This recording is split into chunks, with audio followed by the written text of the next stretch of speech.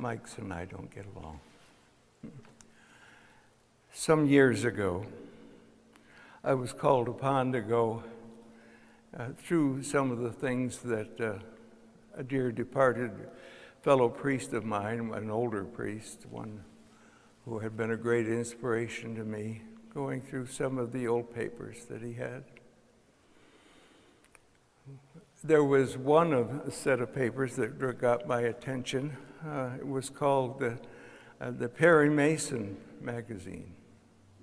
It was published about the end of the 1800s. And it told a story of a pioneer, one of those in the early days of America that were pushing west, the ones who said if they could see the chimney smoke out of their neighbor's chimney, they were too close, pushing further west, trying to develop the land. Anyway, one of these old farmers who had just established his farm there, there was a Methodist circuit rider that came by and said, noticed that he had a well of water there, a spring of water, and said, "May I come and partake of your water and my horse?" And he said, "Sure, come on up." Anyway, the circuit rider, of course, what they did was try to make sure that Christianity traveled west with the pioneers. And so he said, "Sir, are you a Christian?" He said, "Yep, well, I guess." He said, "Well, you guess?" He said, "What kind of Christian are you?" And he said, "I think I must be Episcopal." And he said, "Oh, Episcopal." He said, "Where do you go to church?" He said, "Got none of them around here." He said, "Well, what makes you think you're an Episcopalian?" He said, "Well, I'll tell you. A couple of years ago, during the wintertime, I hadn't got my animals yet, and my farm wasn't that established, so I took the winter off, and I went into the city and stayed with my daughter and her husband, and they went to Episcopal church. That's what they call it." And he said, and I got there, and every Sunday they said that they had done lots of things they shouldn't have done, and they hadn't done things they should have done. And I said, "That's me. I must be Episcopal." So I always found that to be amusing. More into the depth of what I'm trying to talk about today is an old prayer book he had, and where he had written so many things in the margins, things that could give you a little perspective on his spiritual life. And one of the things that he wrote more frequently than anything else in the pages of that book is thanksgiving is the surest cure for depression. Thanksgiving is the surest cure for depression. I found that to be so true in my life. We live in a time right now. I say to myself, "Jerry True, why you keep looking at the news? You know it's going to depress you. You know you're hoping for things that you're not going to hear."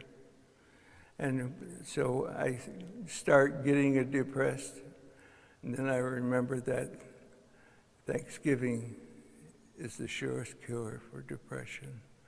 Okay, I am fearful about some of what's going on, but I also know that if I start counting my blessings, it would be a better job to count the stars of heaven than to count the blessings that God has given me. Life and love and friendship and all the comforts that I have so frequently enjoyed in this life. And every time I feel a bit depressed, every time I feel like just kind of tempted to be depressed or despondent, I recall the many blessings we have as Americans, the many blessings that I have personally, the many blessings, the many wonderful friends, the many wonderful relatives, Most of my relatives that were close have gone home to be with God now. I look forward to a day when we'll be reunited. But until that time comes, I'm not going to push it. And I have so many wonderful friends still. And one of my favorite things that I've been told lately, or somebody gave me a little statue that said, friends are family that you choose. Friends are family that you choose. If you don't have any real family, you choose your friends, and you give thanks for them, and you treat them as your brothers and sisters, because that's who they are. That's who they are.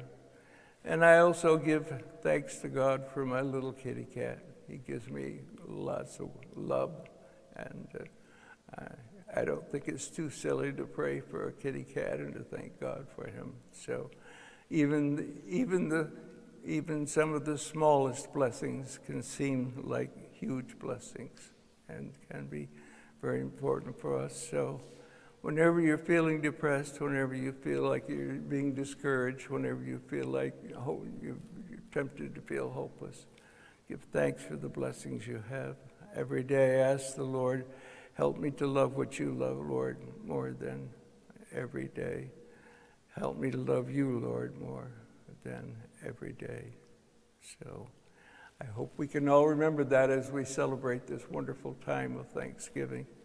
And remember, Thanksgiving is the surest cure for depression.